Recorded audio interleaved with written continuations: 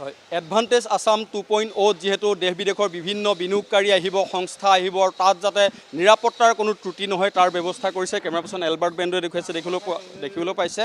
এয়া sniffer dog লৈ এনেদৰে নিৰাপত্তাৰক্ষীয়ে ইয়াত সম্পূৰ্ণ তালাচী অব্যাহত ৰাখিছে যাতে কোনো ধৰণৰ ইয়াত ত্ৰুটি বিচ্যুতি নহয় তাৰ কাৰণে ইয়াত বিশেষ ব্যৱস্থা গ্ৰহণ কৰিছে। কাৰণ ইয়াত যি এৰেঞ্জমেণ্ট দেখিবলৈ পাইছে বৃহৎ আৰু তাৰ পৰিপ্ৰেক্ষিতত ইয়াত নিৰাপত্তাৰ ক্ষেত্ৰতো যথেষ্ট চালি জাৰি চাবলগীয়া হৈছে।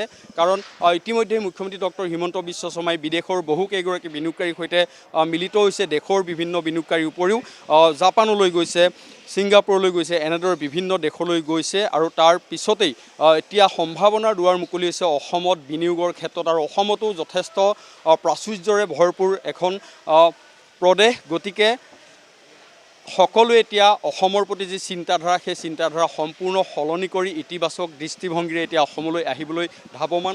ইতিমধ্যে তেওঁলোকে মন মেলিছে আৰু যিহেতু ইয়াত মুখ্যমন্ত্ৰী ডক্টৰ হিমন্ত বিশ্ব শৰ্মাৰ প্ৰচেষ্টাৰ পিছতেই ইয়াত সকলোৱে এতিয়া মন মেলিছে। আৰু তাৰ পিছতেই এয়া দেখিবলৈ পাইছে কেনেধৰণৰ নিৰাপত্তা ব্যৱস্থা গ্ৰহণ কৰিছে। স্নিফাৰ ডগ লৈ এনেদৰে সকলো ইয়াত যি সামগ্ৰী আছে সকলো সামগ্ৰী এনেদৰে পৰীক্ষা কৰিছে যাতে কোনো ধৰণৰ ইয়াত বেমেজালি সৃষ্টি হ'ব নোৱাৰে, নিৰাপত্তাত যাতে খুঁত থাকি নাযায় তাৰ কাৰণে এই ব্যৱস্থা গ্ৰহণ কৰিছে। এলবাৰ্ট বেণ্ডে দেখুৱাইছে, দেখিছে প্ৰতিটো বক্স, প্ৰতিখন চকী, প্ৰতিটো ইয়াত যিমান সামগ্ৰী আছে সকলো সামগ্ৰীকে এনেদৰে চাইছে। এয়া নিৰাপত্তাৰ ক্ষেত্ৰত